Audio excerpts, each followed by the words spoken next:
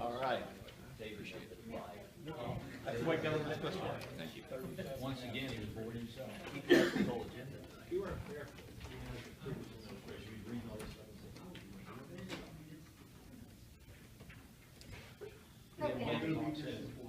Oh, we won't be disappointed, he said.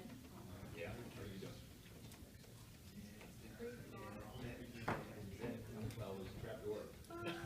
Yeah. All over it. That's I told him. He needs to tell a joke, and then nobody will laugh. You know what I mean? But seriously, folks. The problem is NetBed says anything. There is, Hey, about heart disease. Remember when you tried to, who did you follow? Oh, my God. Oh, that's right. Oh, who was that? What was that? Leo Mazzoni. yeah, Yeah. Oh, my God, he was great. he And was. then everyone was here to see him. Yeah. They went next on the agenda, Dave Nedved. Everyone walked out. Ever follow a dog after kids?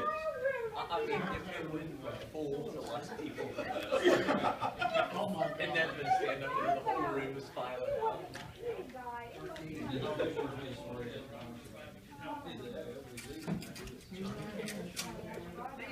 Hey, nothing wrong with that. Commissioner Reed.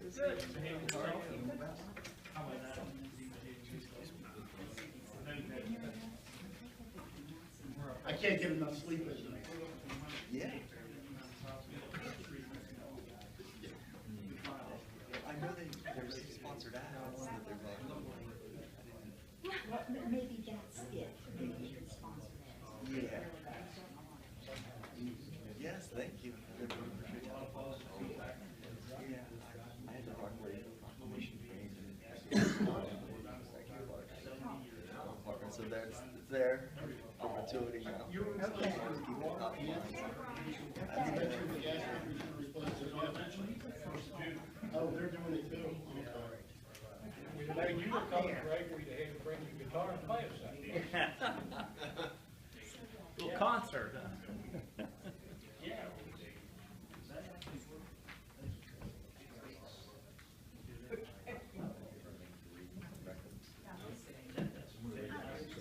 How's spring treating you now that we finally have it?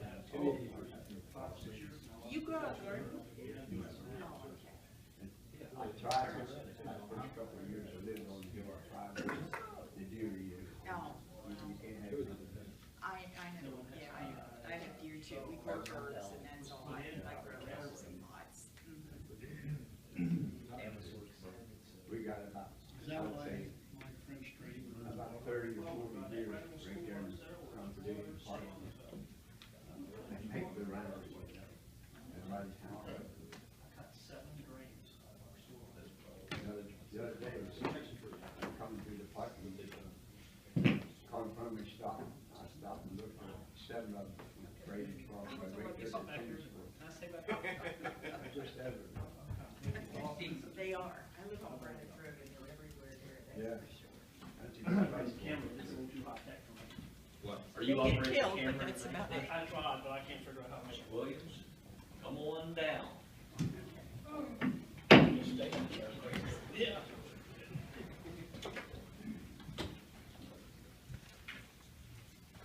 Sir, how are you tonight? Awesome. Good. I pledge allegiance to the flag of the United States of America and to the republic for which it stands, one nation, under God, indivisible, with liberty and justice for all. Thank you.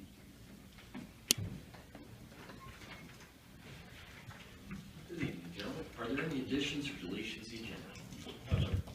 Is there a motion to approve the minutes from the last public business meeting? So moved. Second? All in favor? Aye. All right.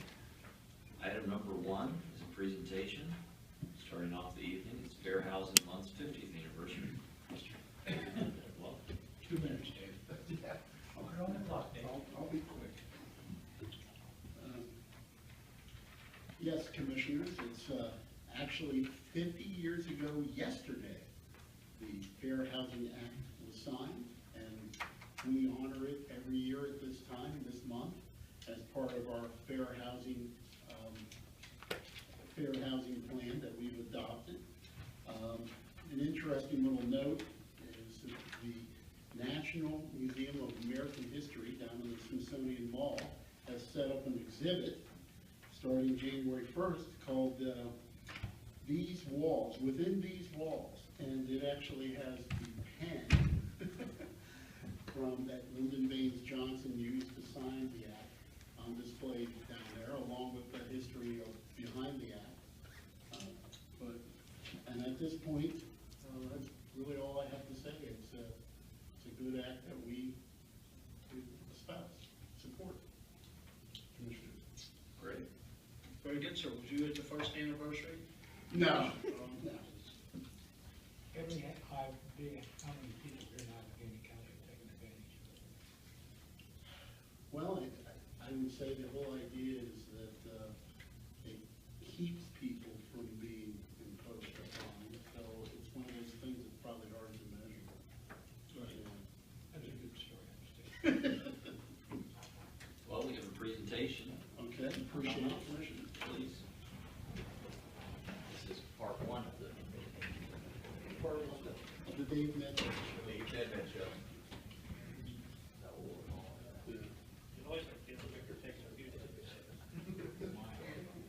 This is a proclamation that reads, "We, the Board of County Commissioners of Allegany County, join the U.S. Department of Housing and Urban Development in celebrating the 50th anniversary of the Fair Housing Act of 1968.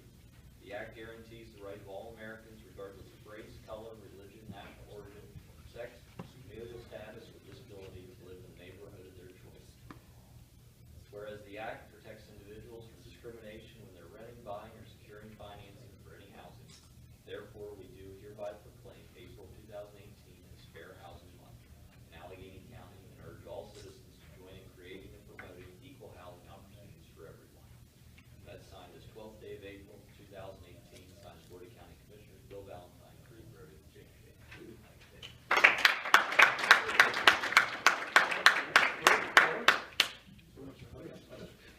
Yeah, hurry up, let's vote what we do.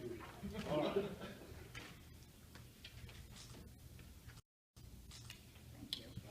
Thank you for passing us on. I'll go right back to the podium. All right. Moving to our action agenda, item number 2, Mr. Nedved. Like I never left.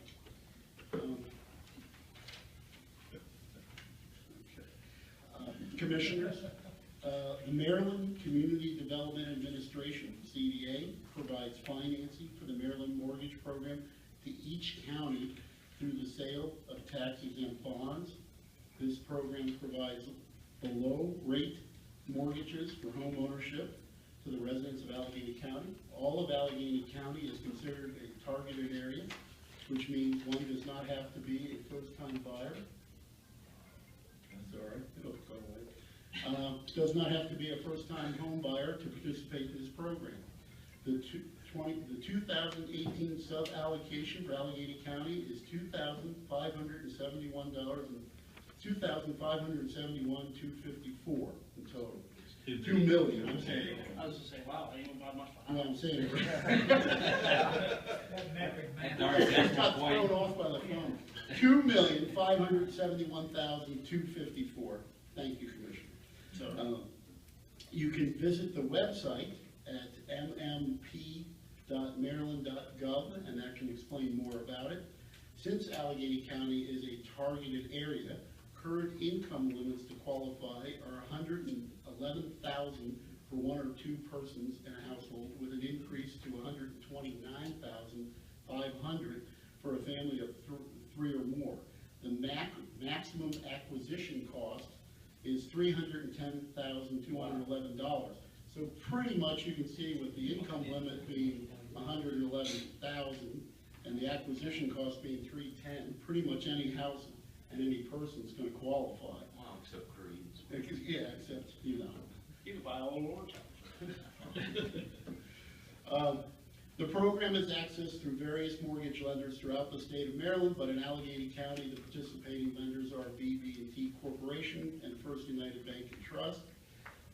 At this time, Commissioners, I'm asking that the Board of Commissioners authorize the transfer of the $2,571,254 to the Community Development Administration's Maryland Mortgage Program for the issuance of a tax-exempt housing bonds on the behalf of Allegany County, and authorize the President to sign the letter of transfer. David, do we know how much of that gets used of the 2.5? Yeah, it's been going up lately. Because I remember when the interest rates were so low, not many people were Right, but using it. recently, and I do have it here, I didn't see it. now they have it in 2018, they said 16 people, and I'm not sure how they count 2018, because obviously we're still in 2018, but they said 16 loans were given out at $1,431,913, and there was one HIDP loan, which I'm not sure what that's about. But the prior year, 2017, 21 loans were given out for almost $2 million. Oh, wow. So people are Fantastic. taking advantage. Yeah, people are using it. The realtors recommend it. Yeah. Great. And David, I'm sure if anyone's listening has any questions, as always, if the bank can't answer them, or they can call here and ask for you, and you'll get them directed. Yes, And yes. And steer there the are, right way. there are people specifically at those two banks, but I wasn't gonna, but Kelly Palomar at BB&T and Travis Bower at First United. And I actually have phone numbers and email addresses for them. Great. Great. Okay. Is there a motion? So move. Second. All in favor? Aye. Thank you, Mr. Thank you, Commissioner. It's actually a great program, Dave. Yes, it is. All right, well, that concludes our action agenda. Moving to our consent agenda. Mr. Butler. Good evening, Commissioners. We have a few items on the consent agenda this evening. The item number 3 is the authorization of the First Amendment to the commercial lease with an option to purchase with Manicorp LLC. This amendment is just to extend the lease term, granting a 6-month lease extension through December 31st of 2018, unless there is a prior purchase of Manicorp for the property located at Riverside Industrial Park, just up the street. Item number 4 is a fiscal 2018 budget amendment for the detention center to transfer $10,000 in the boarding federal prisoners revenue to fund some much-needed uniforms and equipment for the tactical neutralization team. Item number 5, and I am going back to my family's car selling days because we've got a lot of surplus items on the agenda. Let's see, this would be for the, to declare the following vehicles abandoned and to be sold at a public auction. We have a 2004 Chevy Cavalier, 2002 Chevy 1500 pickup truck, a 1992 Ford Ranger, a 2000 Nissan Frontier, a 2002 Honda Civic, a 1995 Toyota Camry, a 1996 Chevy Corsica, a 1998 Chevy Cirrus, a 2008 Toyota Scion, a 1996 Honda 4-door, a 2003 Jeep Liberty, a 1988 Buick, a 2002 Saturn, a 2008 Chevy Silverado, 2001 Chrysler van, a 1998 Escort, and having the following items declared surplus: a 2009 Dodge Charger and a 2005 Ford Explorer. Item number 6 is also some surplus items of a 1998 Chevrolet 2500 pickup truck and a 1996 Chevrolet 1500. And finally, item number 7 is a number of appointments to the Allegany County Mental Health Advisory Board. Any discussion?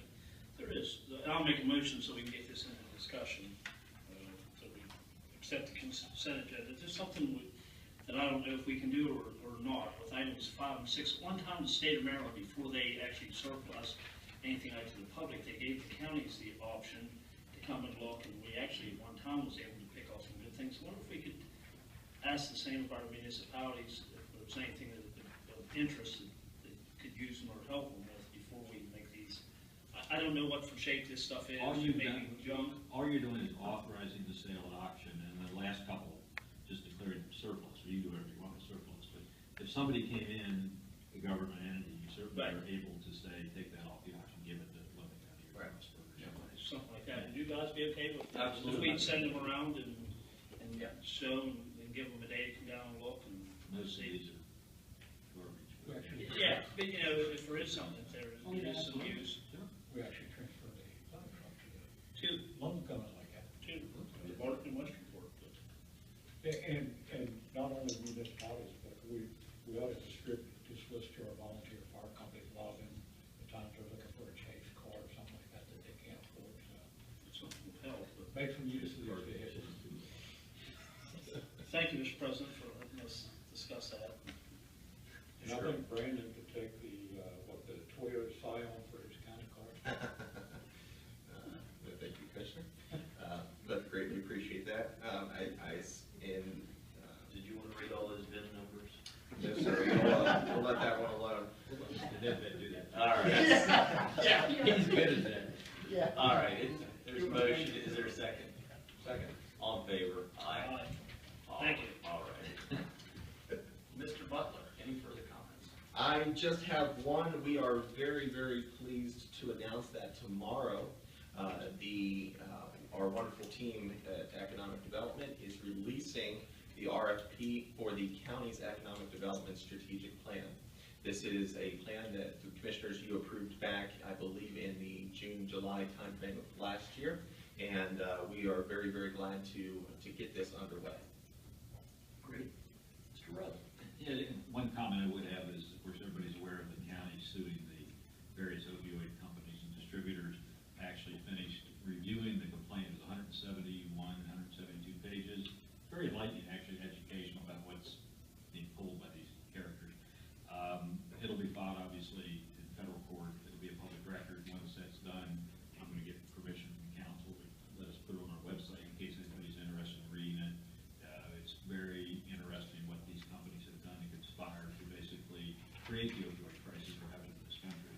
And it's really damning of them when you read the actual facts of what went on.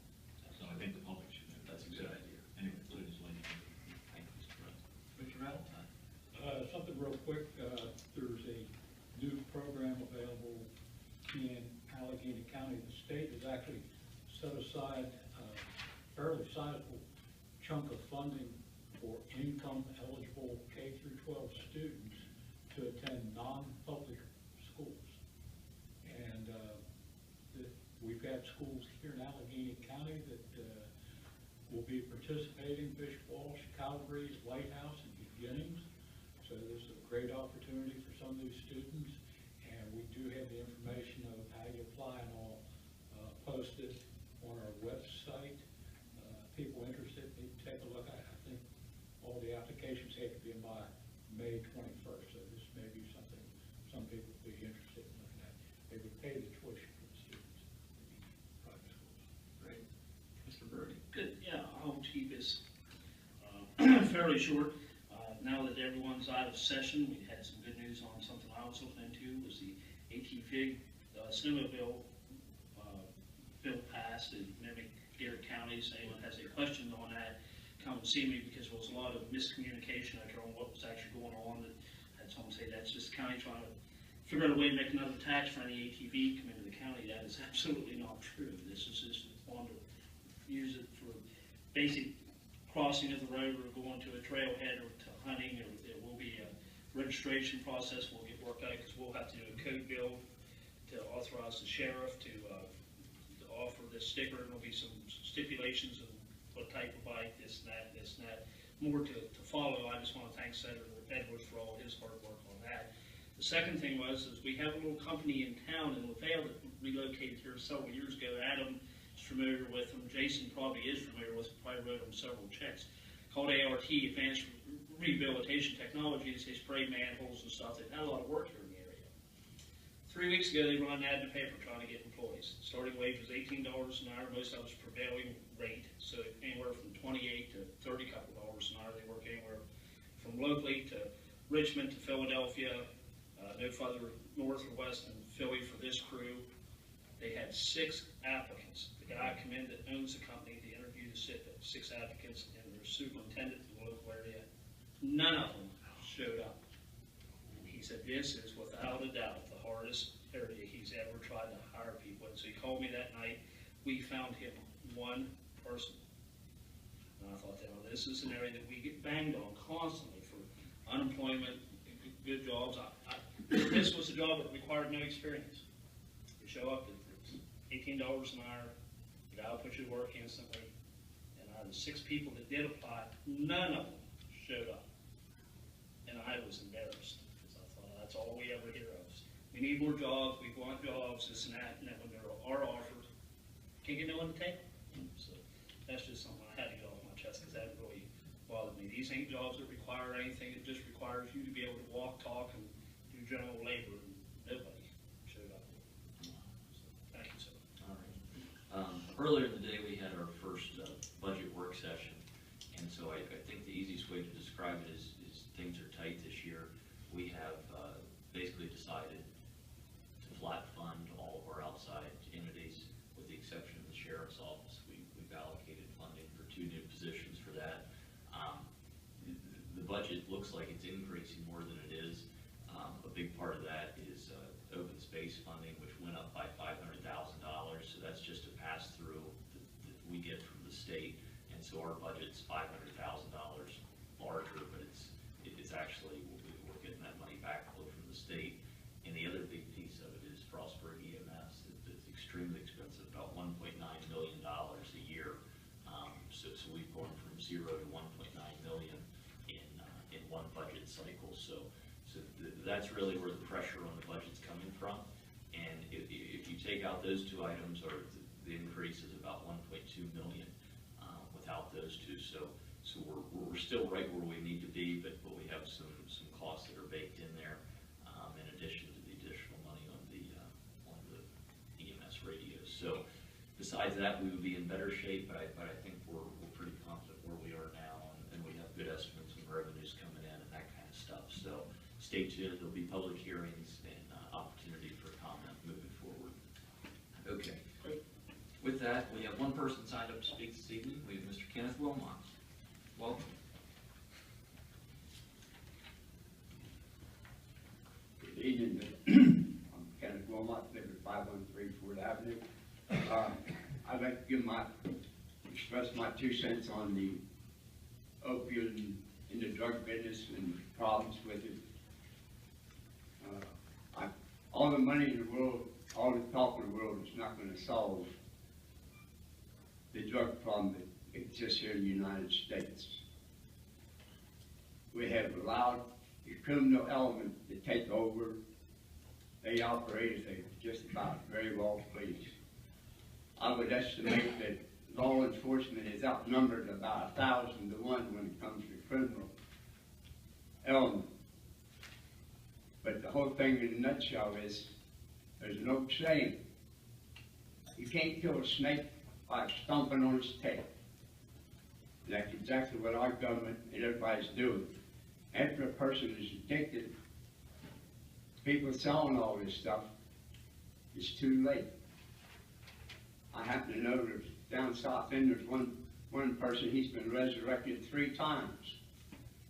What good? We're spending a lot of money on this one person, you know what I mean?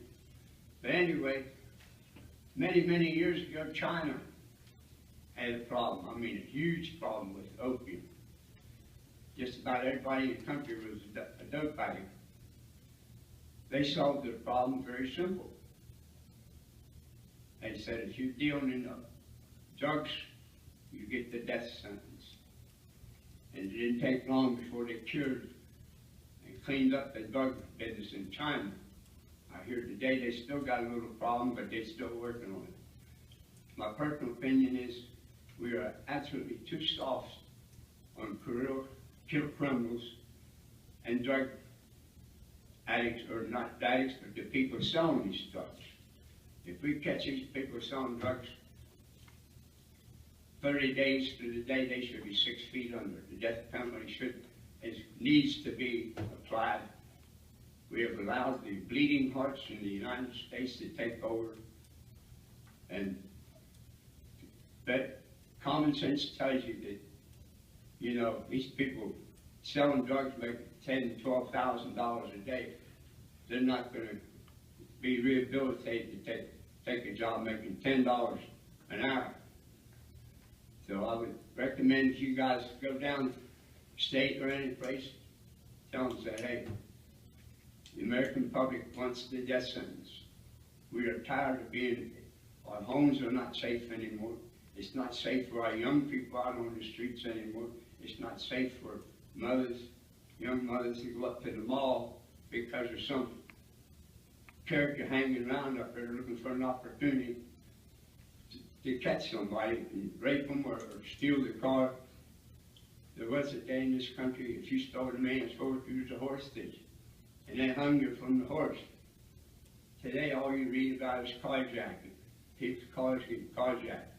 They pat them on the butt, let them go. They need to be hung. We need to be safe in our homes. We need to be safe on our streets. And pat them on the butt doesn't help. And we got a past president who pardoned over 3,000 drug dealers. Now that's a sin. And one of them was the drug king of New Orleans. He got 50 years. He spent, I don't know, 15 years in jail, and the president pardoned him. But can you imagine how much money this guy made and it's got stashed away as a drug king in New Orleans? Anyway, I'm asking you people, when you talk to somebody downstate, tell them, hey, we want the death penalty. If somebody kidnaps somebody or hijacks their car, they've already demonstrated that they can't live in harmony with you and me. And that's all I got to say. I think we need the death sentence. And it should be applied real fast. Like that character down in Florida who shot all them kids, he should already be 6 feet under. And it'll be 20 or 30 years before they do anything about it. Anyway, that's my opinion. Thank you. Thank you. All right, with that, our next public business meeting will be Thursday, April 26th, 5 o'clock in this room. Thank you.